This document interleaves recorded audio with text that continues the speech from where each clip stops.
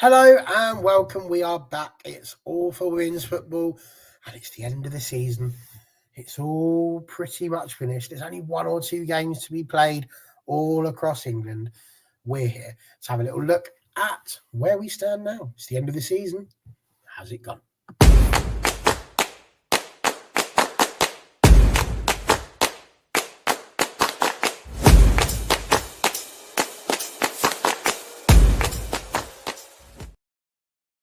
Yes, hello, welcome, and good to have you all with us. As you can see, no, we are not in some sort of cult that requires incredibly dark rooms. It's just exceptionally poor lighting from the vast majority of us, to be fair. But hey, it's the evening. What do you expect? Let's say hello to the people that have arrived.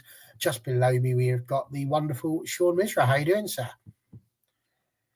I am good. I'm glad you think the season's finished, by the way. I'm about to embark on a 2-week international break and then more work and then the European Championships and then the season starts. So you enjoy your break, Barry, but no, I'm glad to be here. No, I didn't say we're having a break, did we? I just said it was the end of the season. Technically, I'm correct. International stuff, that's on you. But yeah, don't get me wrong. I've been busy as well this week. So yeah, lots going on as it stands on the off season. Freya, lovely to see you too. How are you getting on? Yeah, lovely to see you. Yeah, good. Thank you. Very exciting weekend to talk about. Been quite an exciting weekend. Laura, anything special happened for you? You feeling all right this weekend? Just pretty quiet, yeah. Just Quiet? yeah, not much. Just Kind of it's what like the best day of my life, but yeah. Other than that, it's pretty low key.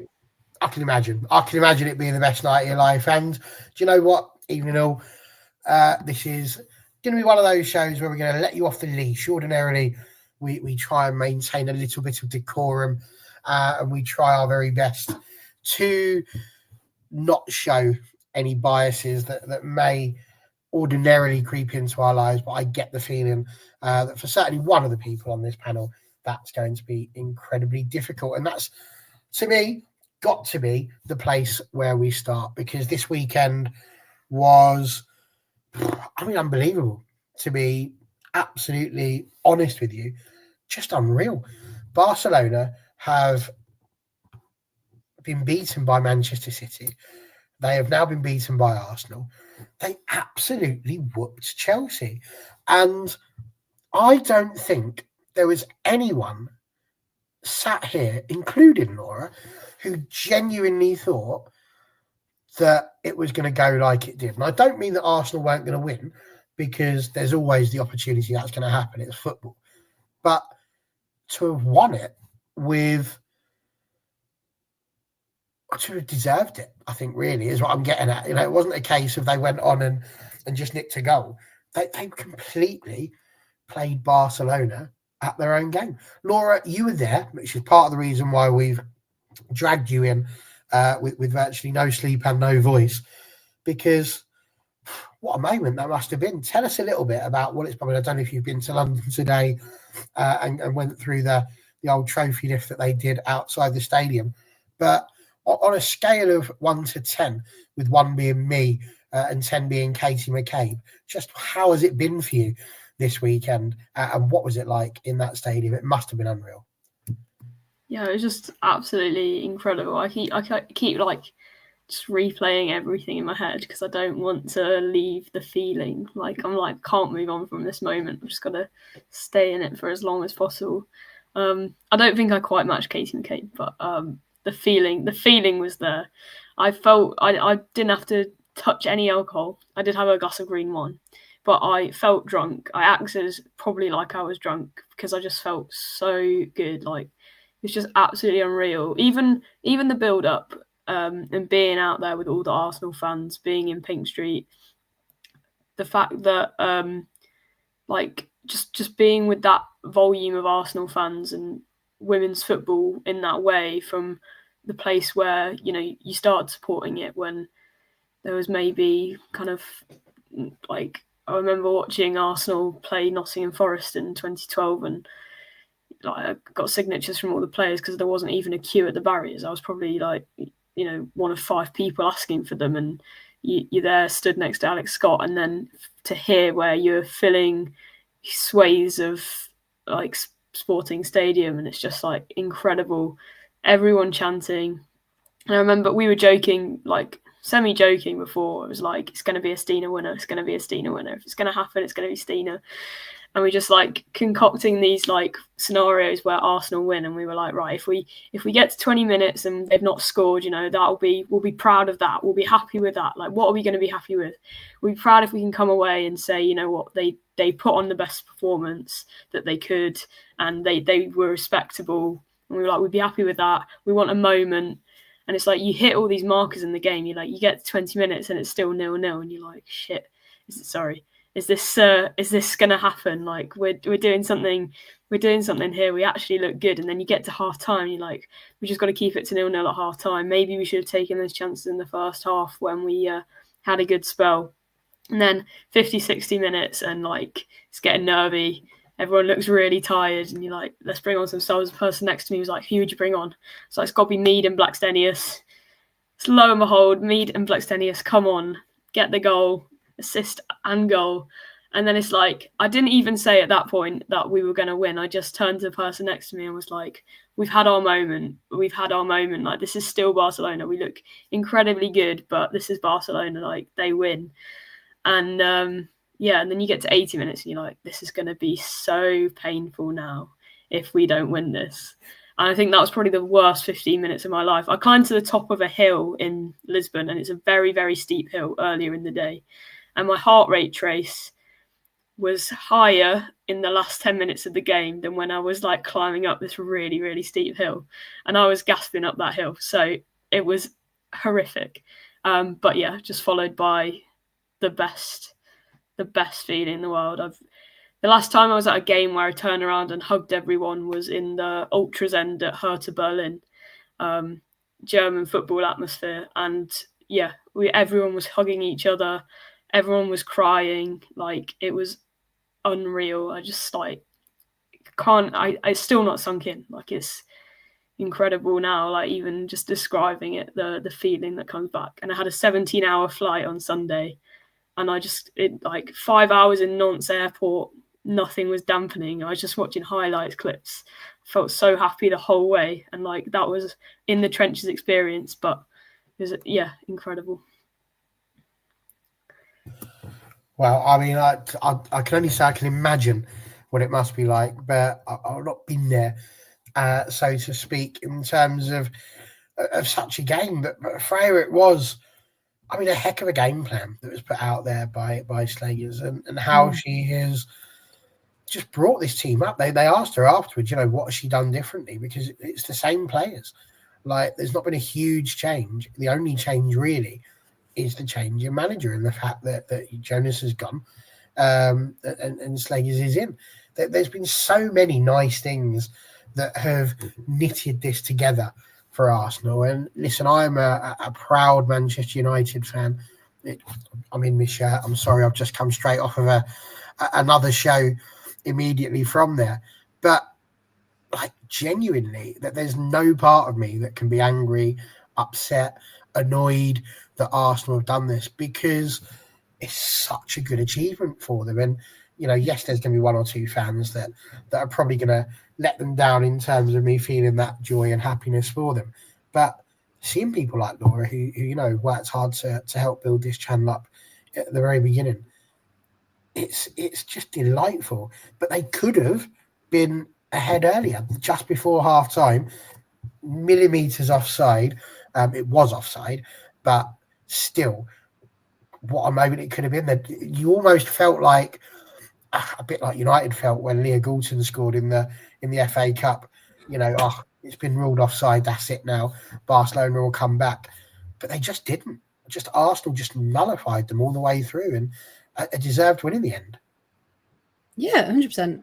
And they look like a completely different Arsenal team. And we were doing a live watch along as well, and we were saying all the way through, Barcelona don't really look like they've turned up, but, you can't count them out still because of who they are and because of their history. But every minute that went forward, like Laura was saying, it's like, oh, actually, could they do this? Could they actually keep it?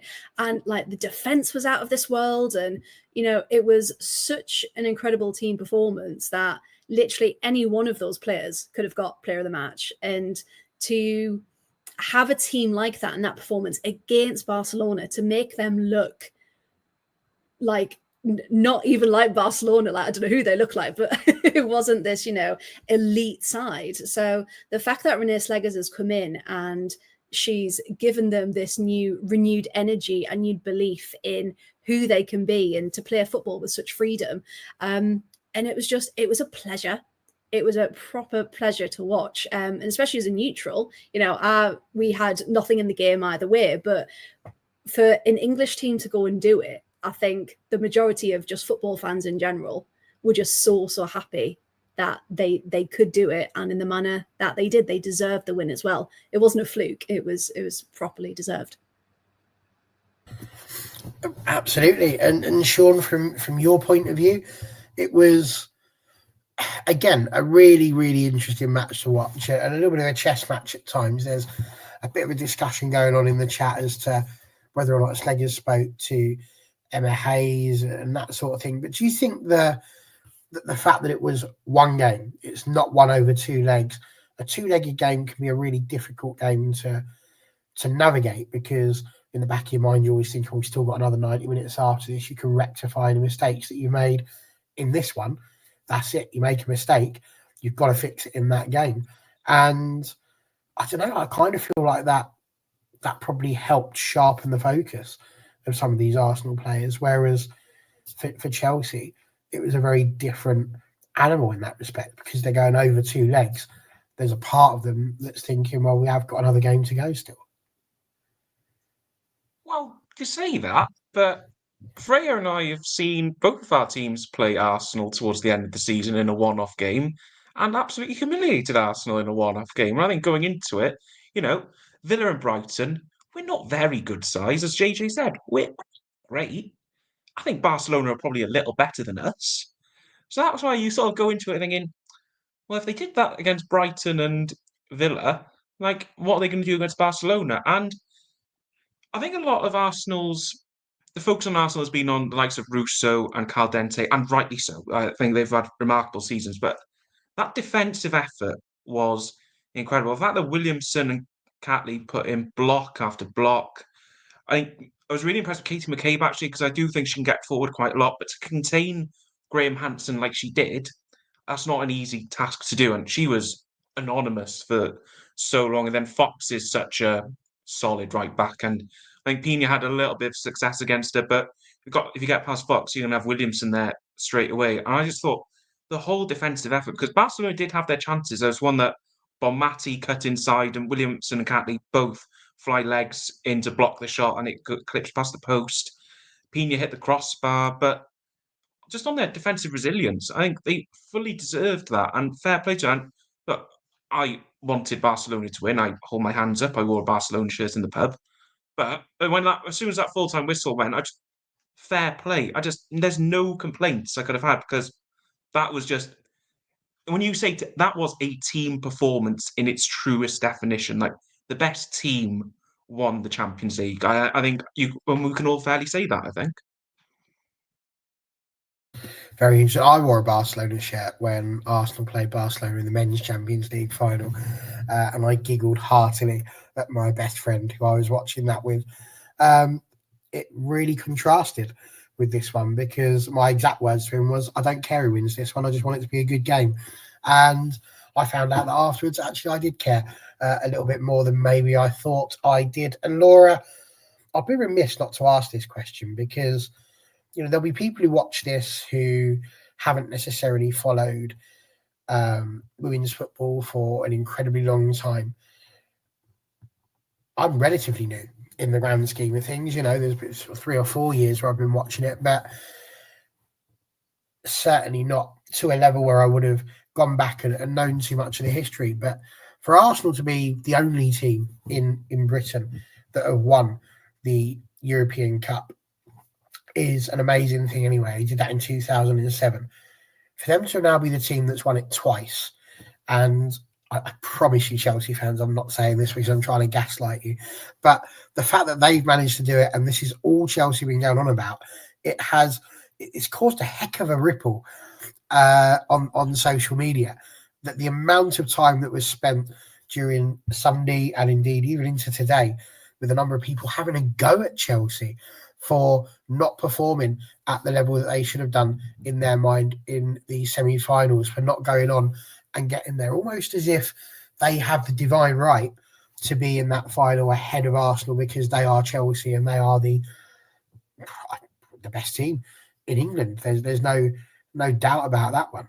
But you guys have won it. You won it twice now. So where is it that you think this has happened? Why is it that Arsenal, and this does require a little bit of putting the bias away just for a second, but I know you're capable of answering this question. How is it that Arsenal have come away with 2 Champions League trophies and Chelsea are still looking for it when there is no doubt that they have been the dominant force in English football for the last 6 years? Super Renaissance, I reckon. I think togetherness. I spoke actually to Anita Asante earlier in the season, and I said I asked about Chelsea, didn't ask about Arsenal, so it was partly about the quadruple as well, so that's why. But yeah, I think it's interesting that I asked about Chelsea and just didn't even think that Arsenal would even be there. But I asked, what was your team in 2007? What was it about that team that helped you win that Chelsea need this season or whenever they want to go on and win it? And she said togetherness. She said, obviously, you need the tactics, you need everything, but you need the togetherness. You need to fight as a team. And she said, when we were up against Umea, and I don't know if you've ever watched the highlights of that game, but Arsenal were way more under the cosh than they were against Barcelona. Emma Byrne had an absolutely insane game and the shots pinging off everywhere. And she just said we just had that resilience and that togetherness. And I think this season, since Renée Schlegers has come, she's such a good people person. I think you can see that in the relationship the fans have with her. She manages to connect on that level, and she's clearly connected on that level with the team.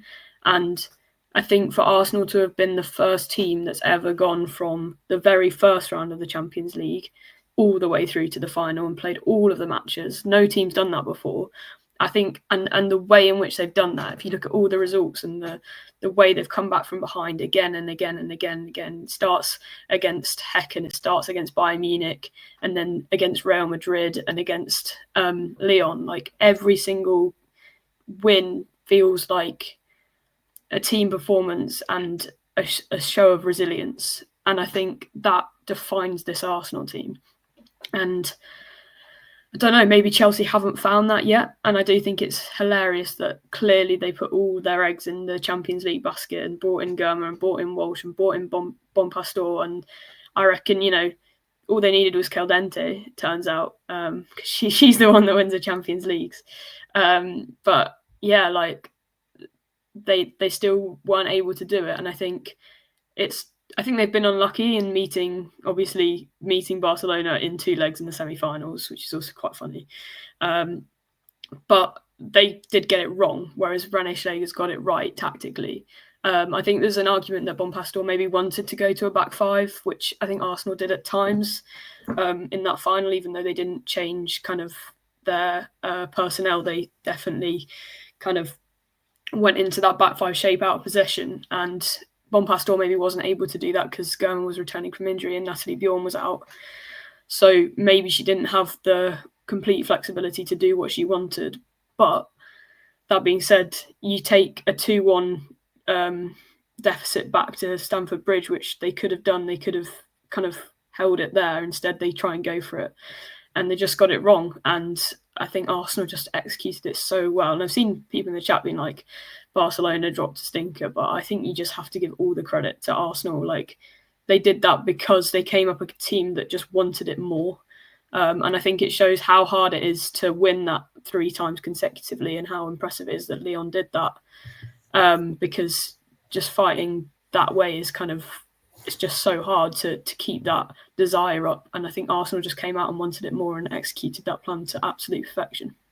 No, absolutely. Tony's got a question for you. So what do you reckon about this? Did you think the calls of the ref went more your way or Barca's way, being as objective as possible? I think referees. So I think it was a good refereeing performance, and I think in the Chelsea semi-final, it was potentially they went more for Barcelona.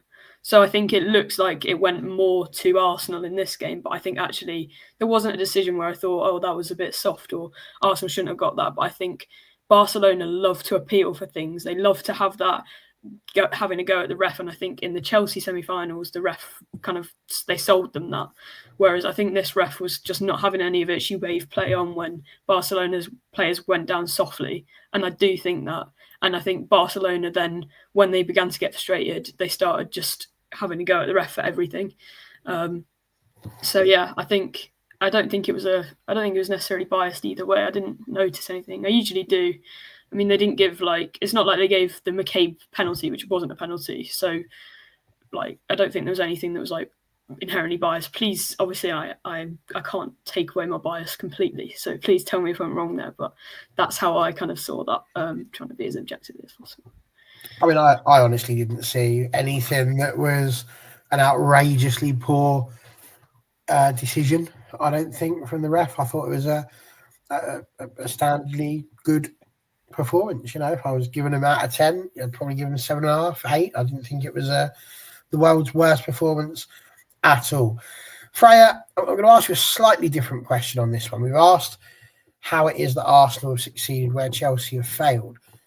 But why is it then that if Arsenal can go on to become the champions of Europe, that they haven't really managed to challenge Chelsea at the top of the table over the course of these last couple of years, especially, but also on this one, there was talk about Arsenal being the main challengers. They did finish second, that there was the potential for them to be able to catch Chelsea.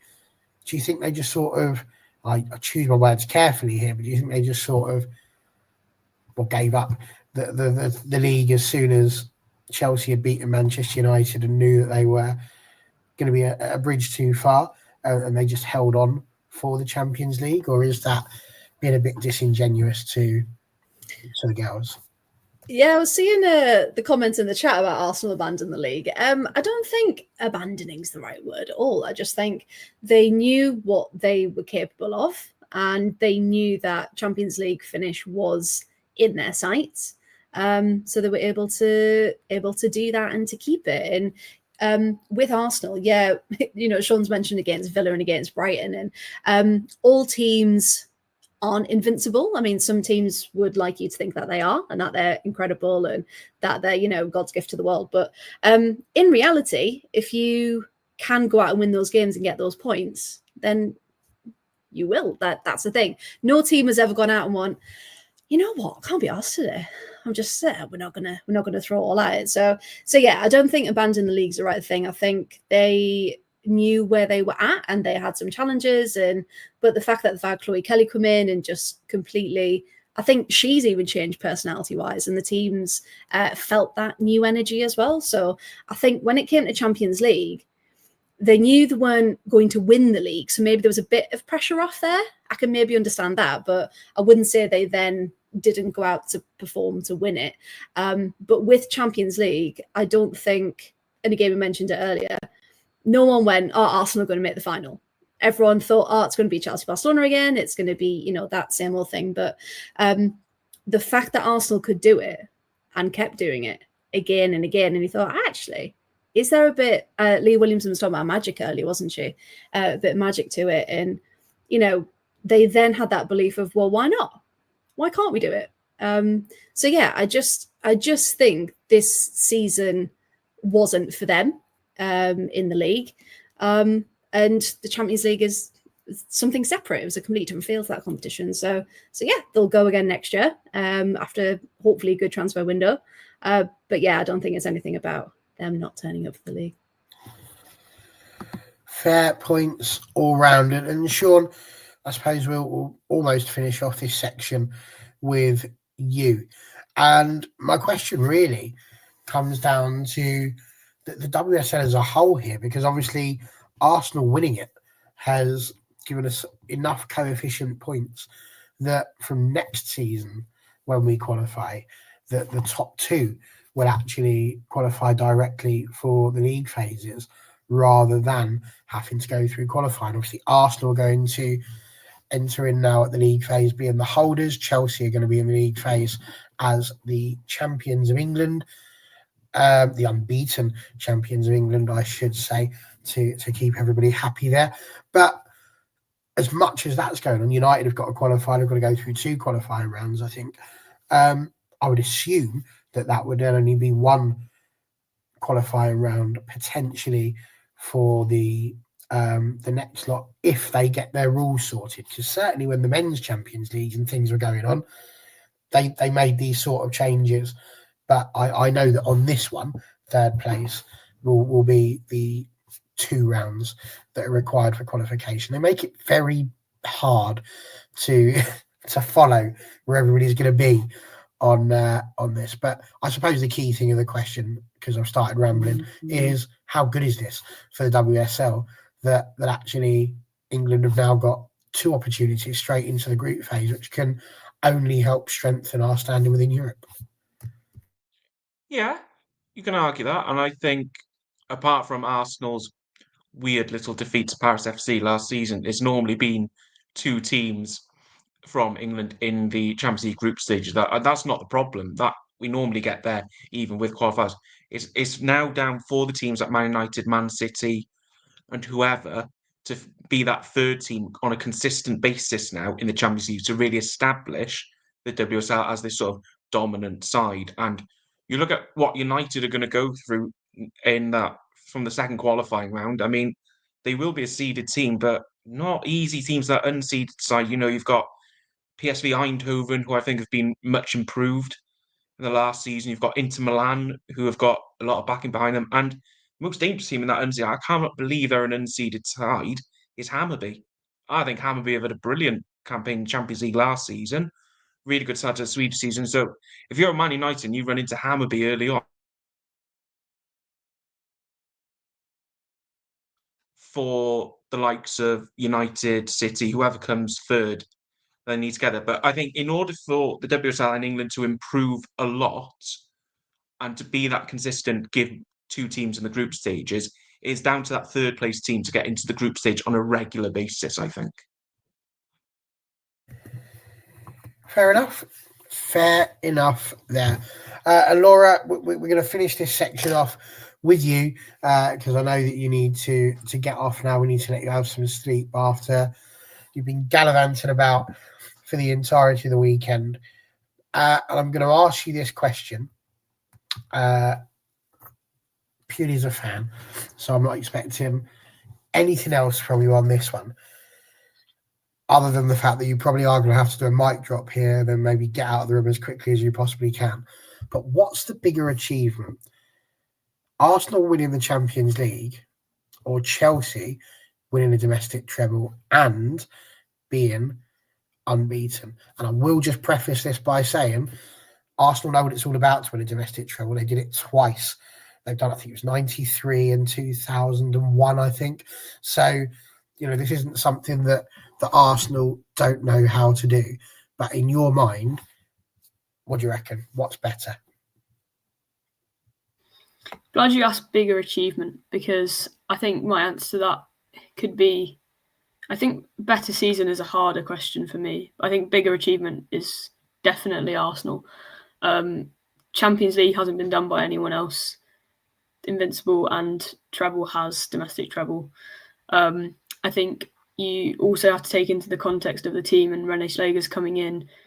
She only became permanent in January.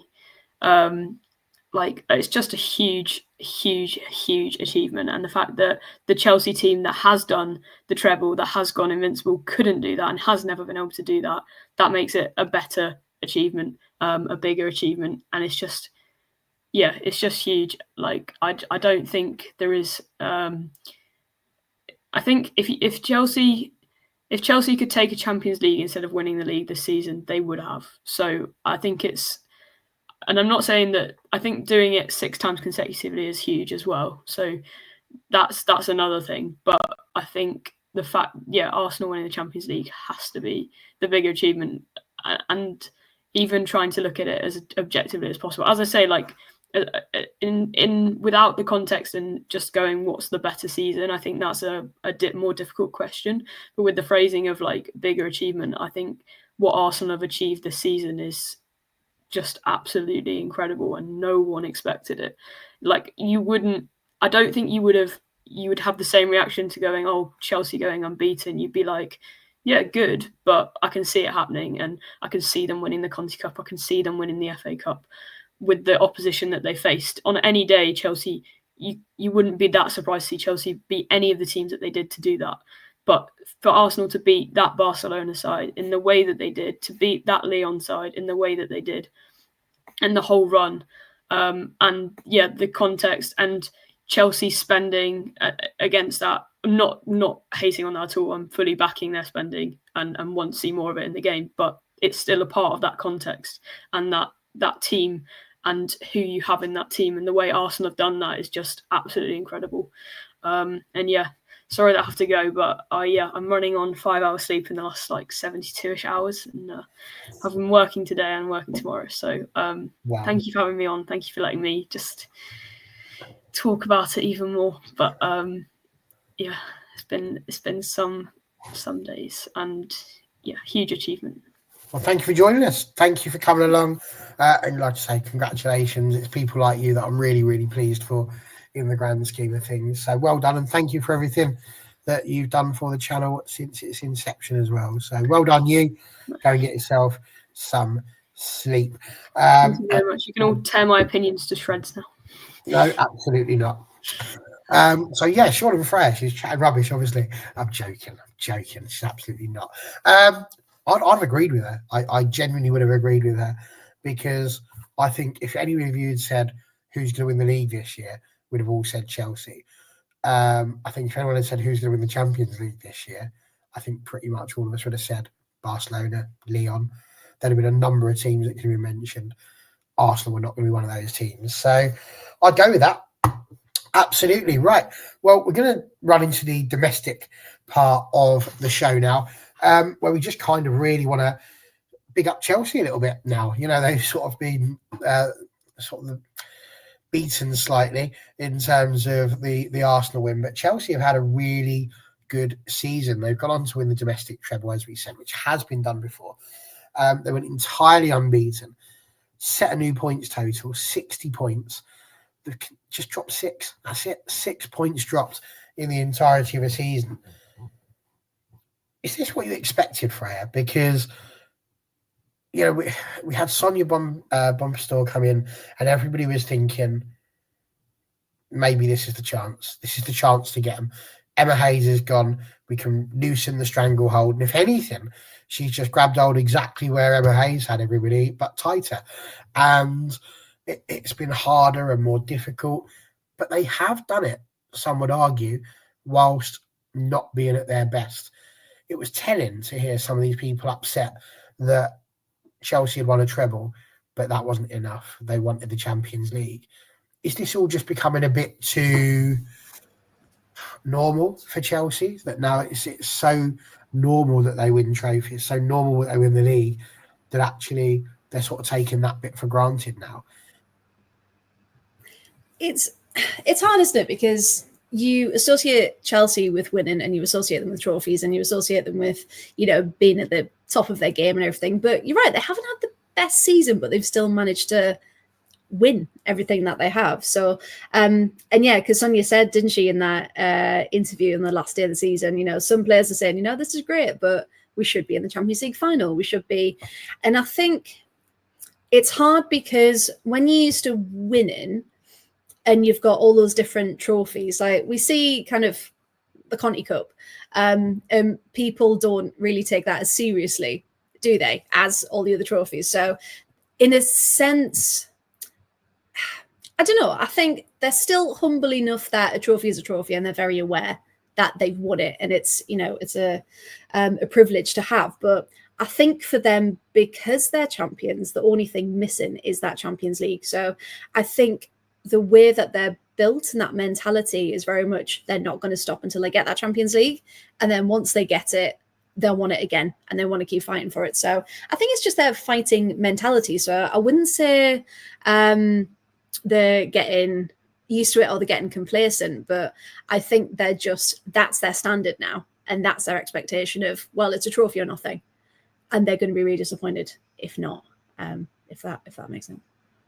Which is reasonable, and to be fair, I think I'm talking more about the fan base on that one. I've got to say, on Commentate, you are one of my favourite contributors to our chat. You really are. We can't always put everything you say up on the screen, but you do make me giggle quite regularly.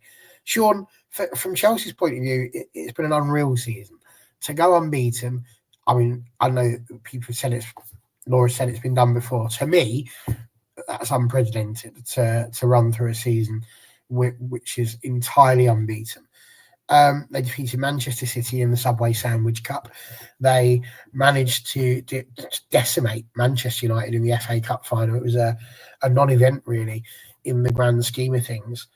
And it's been a really good season for Chelsea. So do you think, I've got to ask you, where is the frustration coming from some of these Chelsea fans online who are just so angry? It's almost like they would trade in all three of those things for the Champions League. And I get it. They've never done that before. So I understand it from the point of view of, it's like the holy grail, really, that you want to be able to grab hold of, but nobody seems to know where it is. Answer, the Emirates Stadium this time, unfortunately. But it's still been a heck of a season for them, and in what was supposed to be a transition season. It's ridiculous, though, we're even talking about where's it gone wrong with Chelsea in a way, because it's been amazing. It's been a brilliant achievement, don't get me wrong. And, I'm sitting here as a Brighton fan, Freya as an Aston Villa fan, you as a Man United fan. We can only dream of winning maybe one Subway Cup even. They've gone and won the whole lot in a season without losing a game. It's amazing. And I think what it is, without trying to sound bad about it, can you remember anything Chelsea did in a game-wise this season? If I compare it to Arsenal in the Champions League, and it's about moments, the coming back against Hacken in the qualifiers, coming back against Real Madrid in the quarter-final, you've got the turnaround win against Bayern in the final game of the group stage, you've got that win against Lyon, and you've got the win against Barcelona in the final. That's built on moments. I guess if I'm looking at Chelsea's league campaign or their cup run or anything like that, I can't remember any game, any particular moment. I think it's more that's because, and that's the way Sonia Bompasor set this time side up. It does what it needs to do. It's a grind out results team. It just does what it says on the tin, kind of thing. Emma Hayes. Yes, she lost. You remember the 4-1 loss against Arsenal, but you also remember the 8-0 against Bristol City. You remember big results, big performances. But I guess this is just, it's not been maybe a campaign of moments, which may be why Chelsea fans are like, oh, it is what it is. But it's still been a phenomenal season. Don't take anything away from it, because to not lose a domestic game in any competition it's amazing. But I can kind of understand where fans are coming from in a very, very weird way. You describe it almost as a workman-like season. They've just gone about their business, done what they need to do, and nobody's just been able to stop them. That's what I mean about how it's just sort of a given almost. But ironic that the one of the defeats that they had this season was to an English team, which was strange, but in Europe obviously, and then they came back and bopped them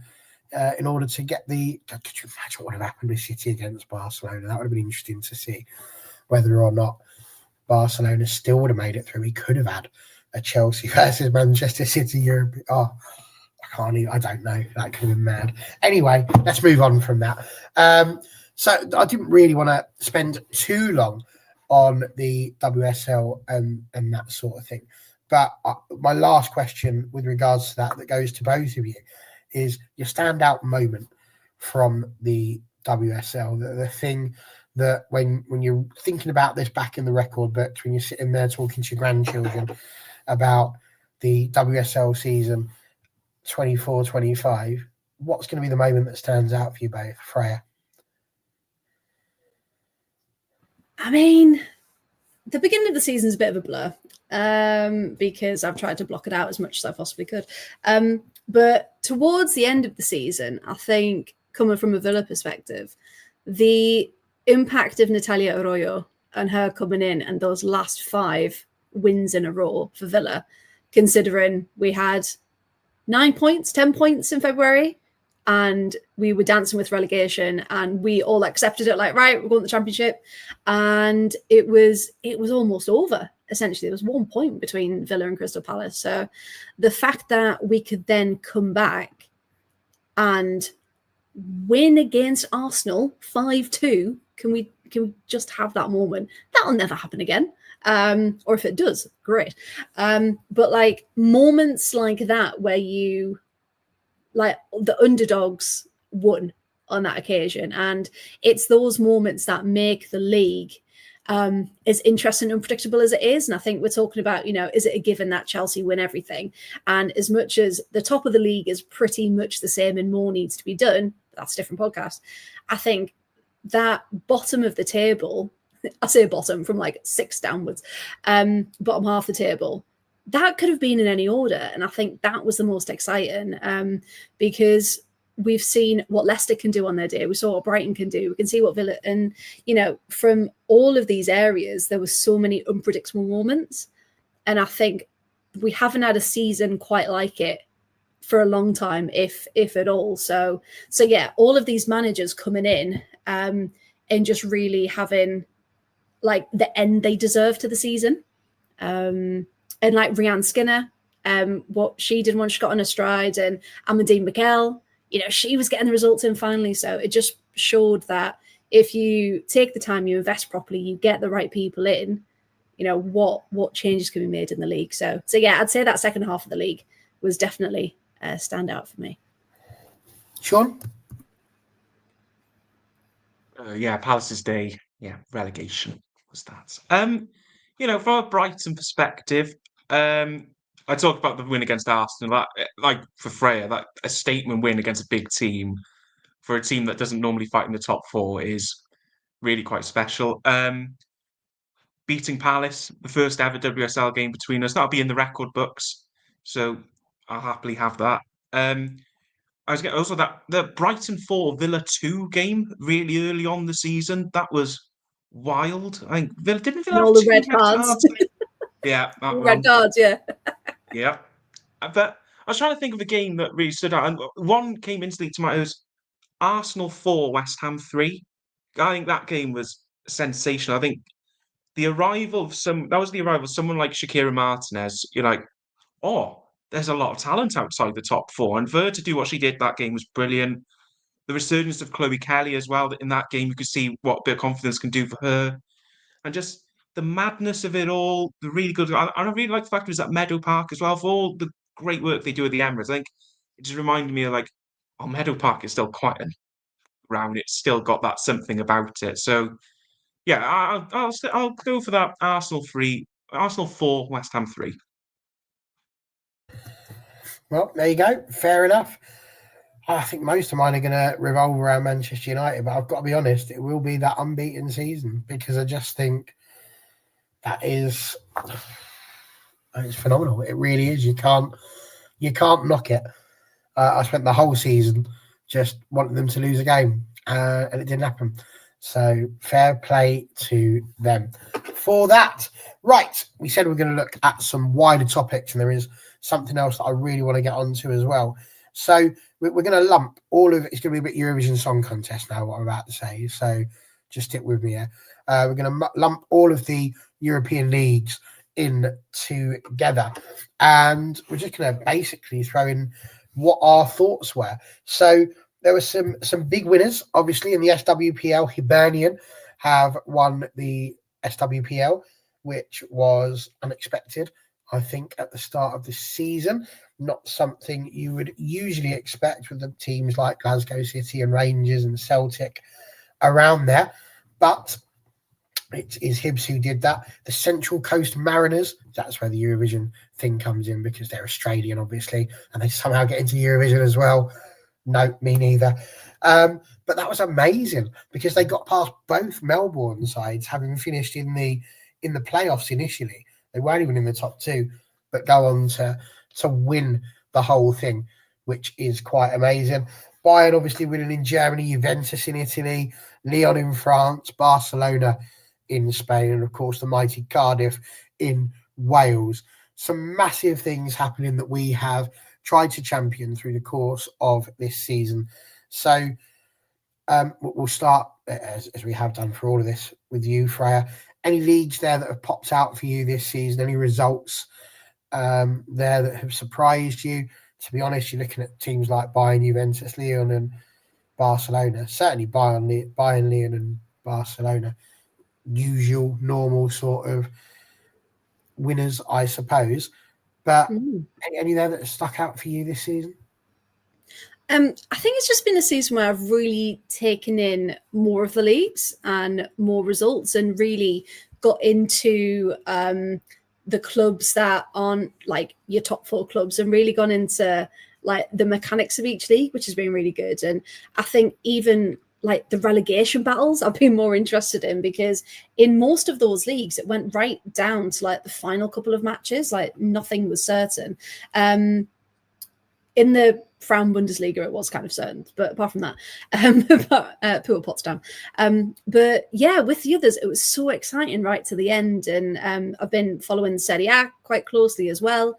And just even the battles between, there's a championship group and the relegation group, and even the battles there just to keep top. And, there was only 1 point in it in the end between Napoli and Sampdoria for relegation. So yeah, I think it's been those moments. And again, talking about moments, which teams stepped up, which teams could get the results. And, although Juve ultimately did win with quite a few matches to spare, they had their moments against Fiorentina, and these are the teams where they did get beaten, and by quite a high margin. So yeah, I think the unpredictability I've really enjoyed this season in Europe.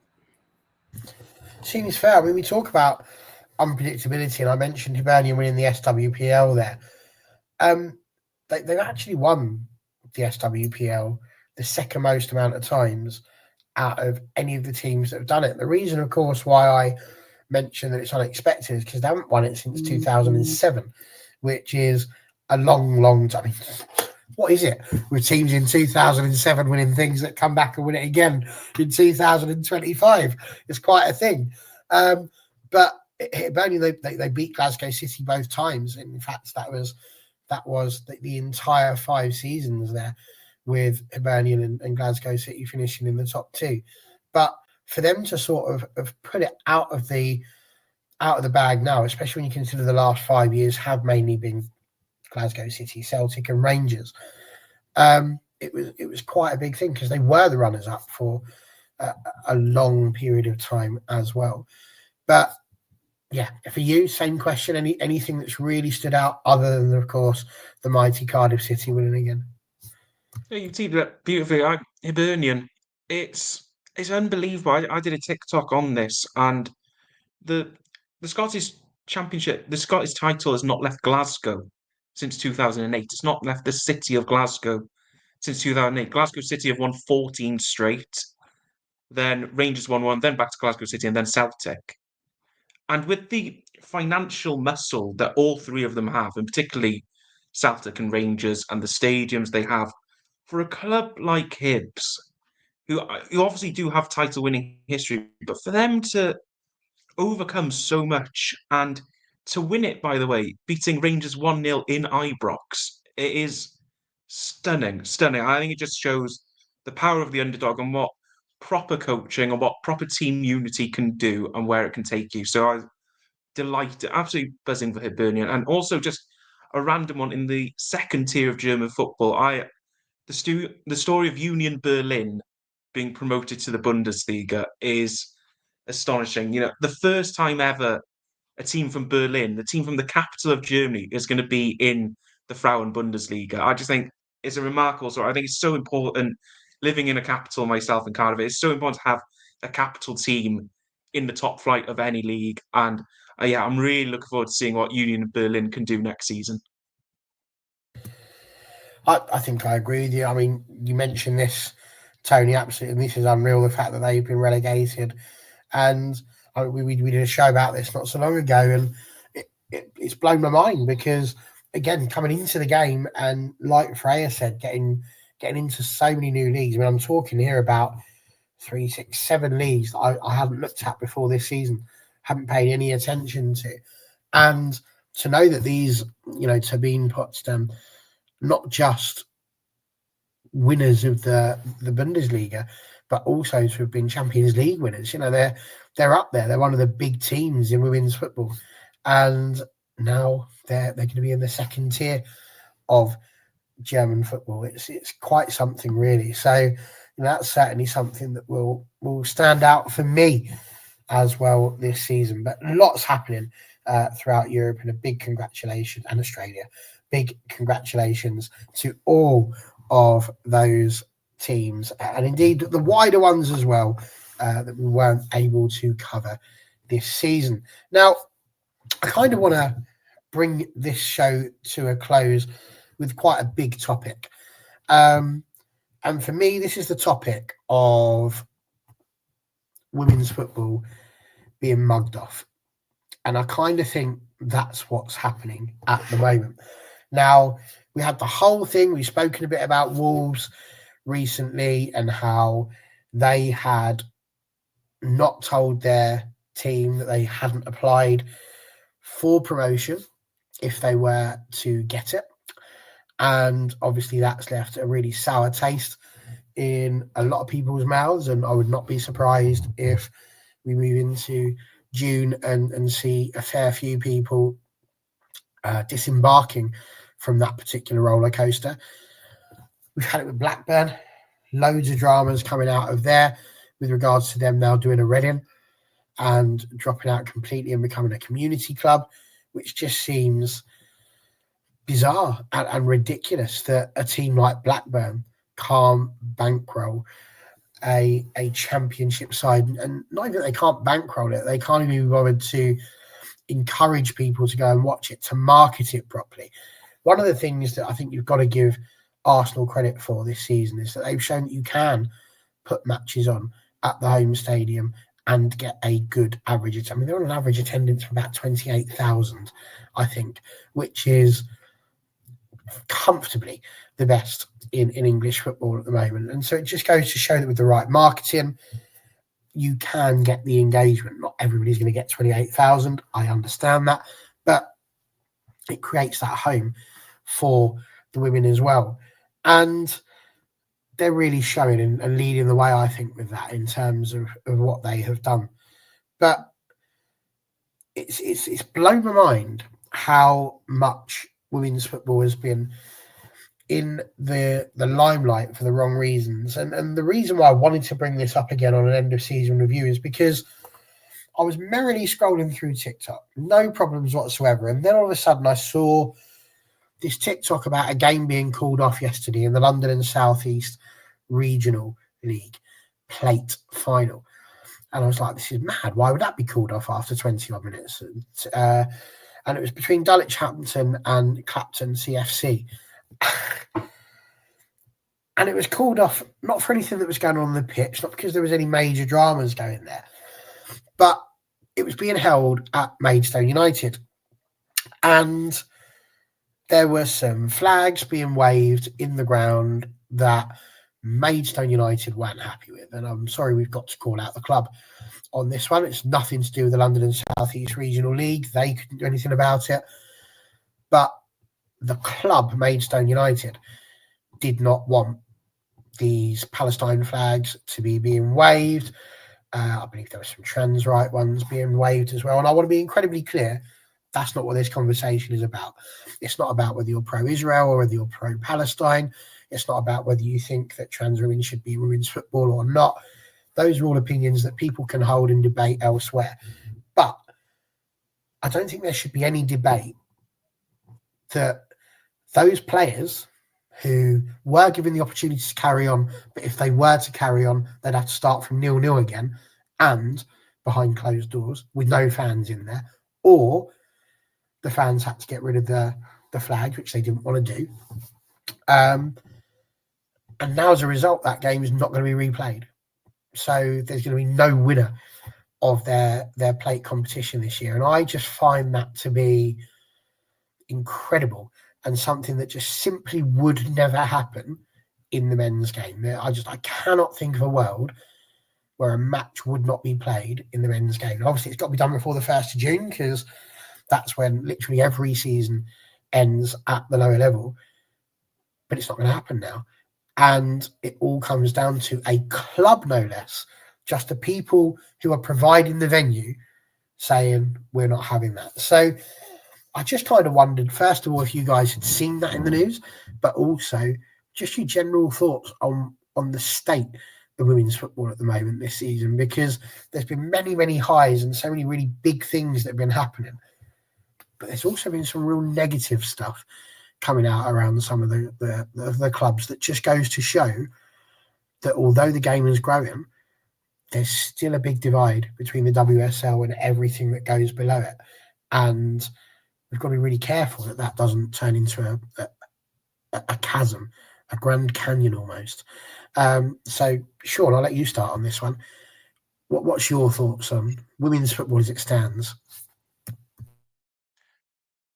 I think I've said it a couple times this season that it's very easy to create your own bubble when you support a Big Four team, I think in particular, or a WSL team in general.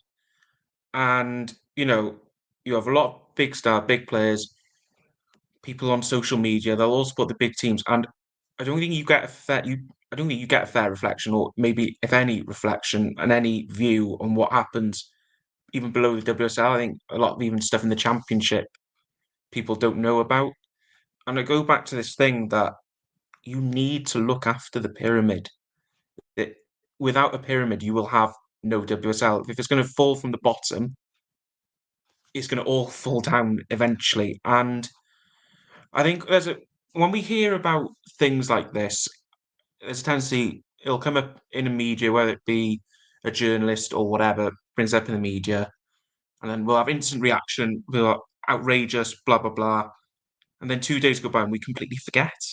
And there's a lot of tendency to forget. And if you do that, just the more people will think, and in the case of Wolves, in the case of Reading, in the case of Blackburn, oh, we've gotten away with it because people are not talking about it anymore. It's almost like a free pass to continue to do things. And I mean, the game at Maidstone yesterday, I'm flabbergasted, absolutely flabbergasted. I couldn't believe it when I read that. But just protect the pyramid.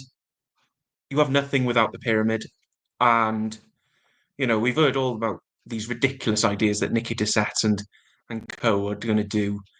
And look at the rebrand. Look at this lovely nonsense rebrand, which we really didn't need.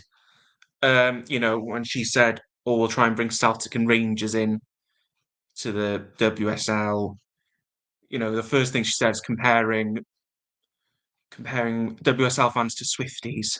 Like, these are not the people we need.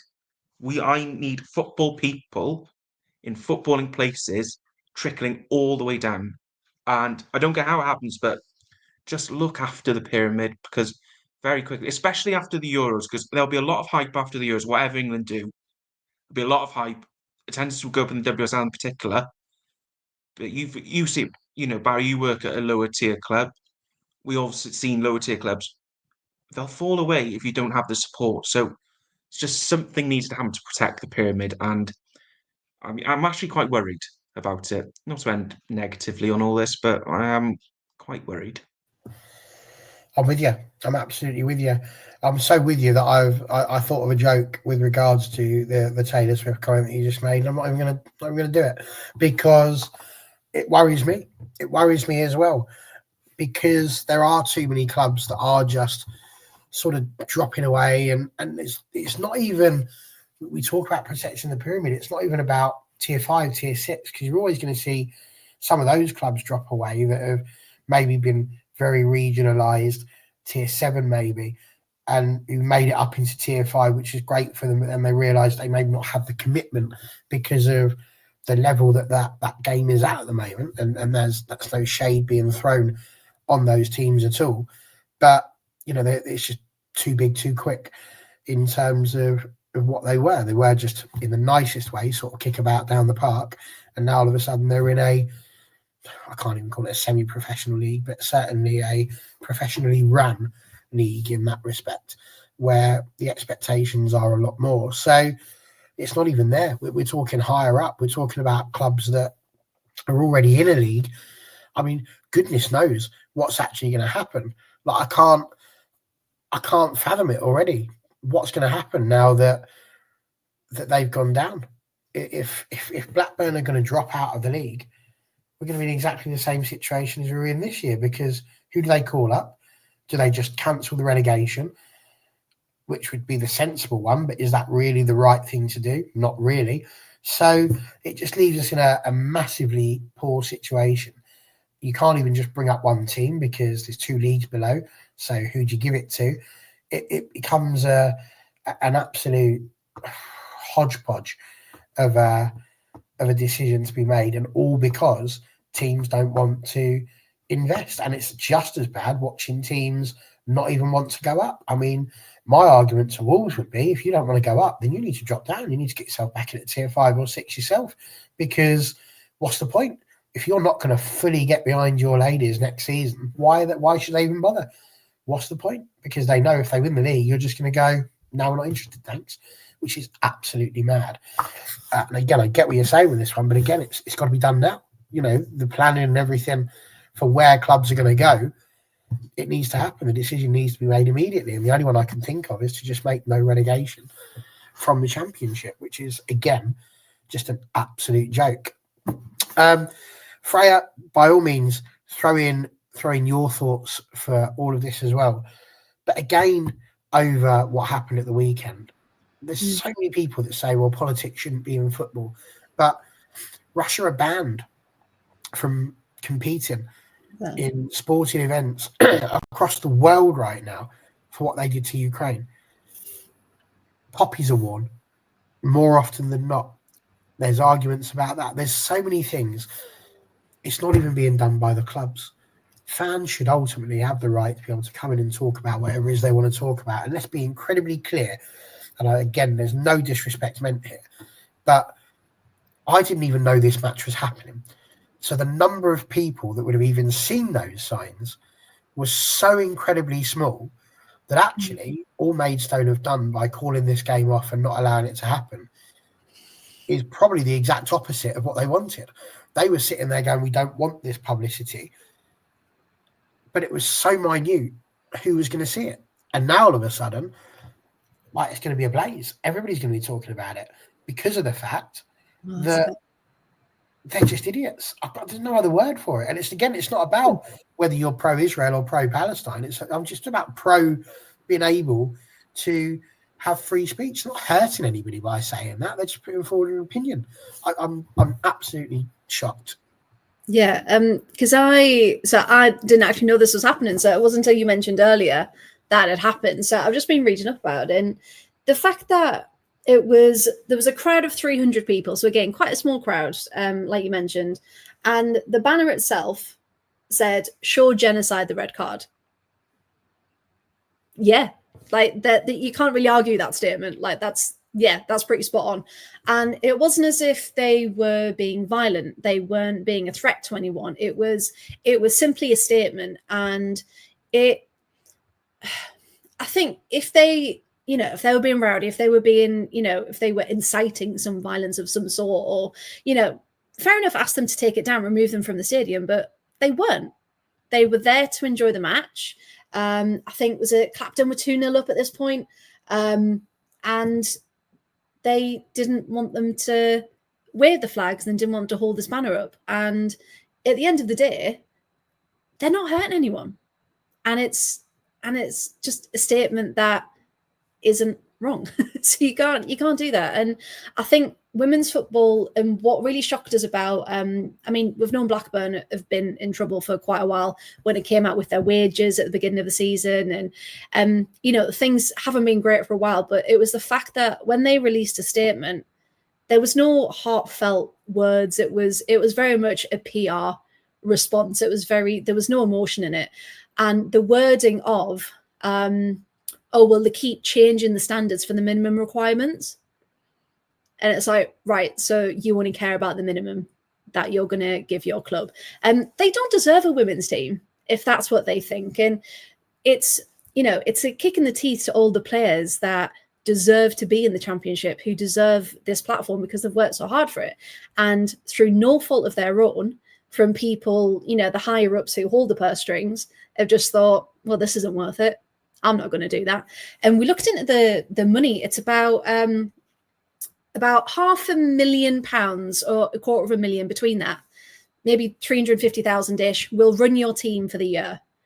And that is a drop in the ocean to these owners who spend millions and, you know, on player transfers. And you just think, if only some teams had more forethought and more initiative and more I don't know, gumption to be able to go forward and think, you know what, yeah, women's football at the moment for some clubs isn't going to bring an immediate return. Of course it's not. All clubs pretty much are going to be running at a loss because it's not there yet, because it was banned for so long. And you see, you know, Arsenal selling out the Emirates. You see all of these fantastic crowds because a lot of them have come over from the men's game, or they are a supporter of Arsenal in general. So they want to wear the badge, they want to support the club. When you get to other teams, like Villa haven't got great attendances at the minute, but it's getting there.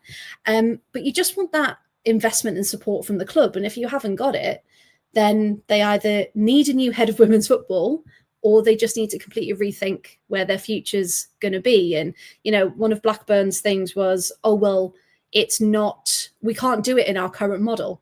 Okay, we'll change your model then. Why are you blaming that? It's clearly not a good model. Be sustainable, do better, because that's where this deserves to be. So yeah, it's devastating for the game when so many of us wanted to grow.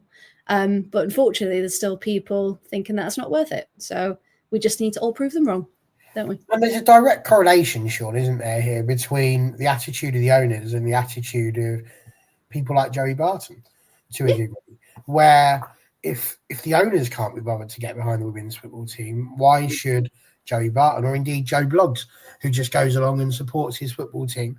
And don't get me wrong, I understand there's difficulties. Like we were talking about Stevenage the other day, and it's a tricky thing. You know, Stevenage are a League One side in the men's game and a Tier 5 side in the women's game. But what you are asking football fans to do, if they are fans of both, is to go and watch the football on a Saturday and go and watch the football on a Sunday. And if you've got family, that's a really hard thing to do. Like, how do you get permission to go out and watch football on Saturday and Sunday when you've got a family to spend time with as well, bearing in mind you work probably Monday to Friday, or maybe you're working on the Saturday and, you know, the Sunday is your only day free. So all of these things feed into what's going on. But actually, if these clubs just got behind their team, and you look at what Everton have done, Everton had what I would call the worst ground in the WSL in Walton Hall Park. What a move that was by Everton. We're going to get rid of Goodison. It's all going to go. Everyone's all like, oh, Goodison, we love you. It's such a wonderful ground. And then they just went, do you know what? Scrap that. We're going to give it to the girls. And now all of a sudden, all of that history stays there. People still get the chance to go and see Goodison Park, the place where all of their history was. And they get to see, hopefully, the growth of Everton Women's Football Club, where they're going to be able to get more than 2,000 on. I mean, we're talking about building attendances. Their attendance isn't great, but Walton Hall Park only holds about 50 people and a dog. So it's very difficult to get a lot of people in that ground anyway. So by putting them in a proper stadium, all right, you've got to get rid of the dog, but you're going to get a lot more humans in there. And just taking it seriously by doing that sort of thing and properly promoting your women's team as if they are part of your club already signals it to the rest of the world that you take them seriously. It's not that we're asking for them to go out as if we're trying to get women the vote and, you know, start knocking on doors and things like that. It's just it's basic, bare minimum that would make such a difference, right? And it's things like, just to jump in really quickly, things like during a men's match, advertise women's matches, do £1 tickets for kids, do like all of these things, free tickets for schools. You know, you just need that one moment to get the local community involved and be a part of it. And the other thing about Blackburn that really annoyed us was the fact that they were like, oh, well, we put the women at Ewood Park this season and we didn't get an increase in attendances. You can't just go, oh, we'll put you there, but we won't put the marketing in. We won't spread the word. We won't do cheap ticket. Like, they put no effort into that at all. And it just, and then blamed the fans, which was the worst bit. I was like, they're the ones fighting for this. Like, don't put it on them when it is your fault. So yeah, if you, a good marketing manager or a good team, even a good team of volunteers for like Low League and stuff, if you just come together and bring that community together, that's so many steps forward in fighting against this. I think we're 50 years behind the rest of the world in a way. You know, women's football was banned in the UK for 50 years. The rest of the countries in the world had a 50-year head start, and you could see in the US, you can see in a country like Germany, in France, in Scandinavia in particular, where I think they're getting so many things right, especially in somewhere like Sweden and in Norway, getting a lot of things right. They've had time to develop, and it's not an excuse at all. This no excuse. But you know, you're 50 years behind, and then you've had the explosion of England winning the Euros in 2022, and that moment of, oh, we might have to start caring about this. I think other clubs are now starting to realise, oh, we either got to really care about this, or we don't really care about this, and then that's where you go into just. You need the right people in the right places, and I mean, we can go into bad owners in this country, and we'll be here for another hour. Like, you need good ownership, you need good people in the right places, but yeah, it's just depressing.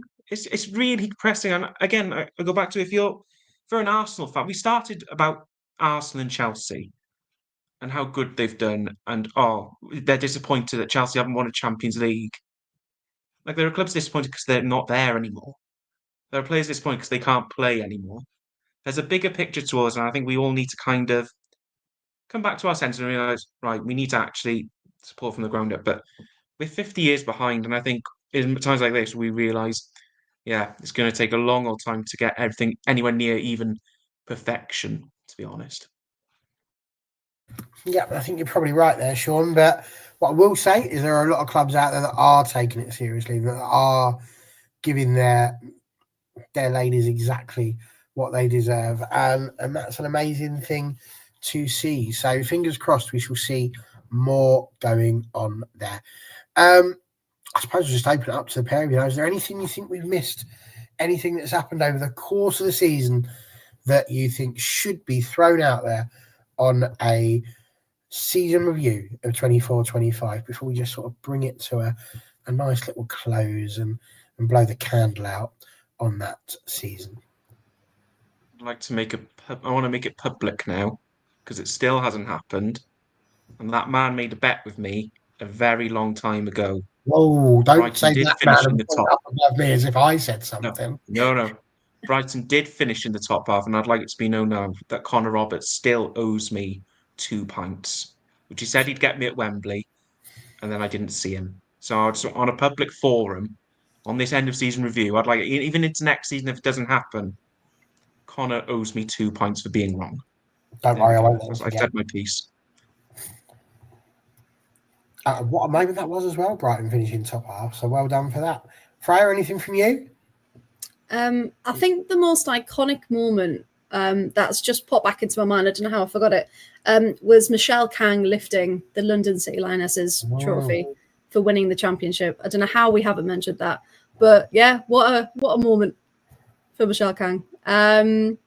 And just, can't wait to see more iconic moments in the WSL next season.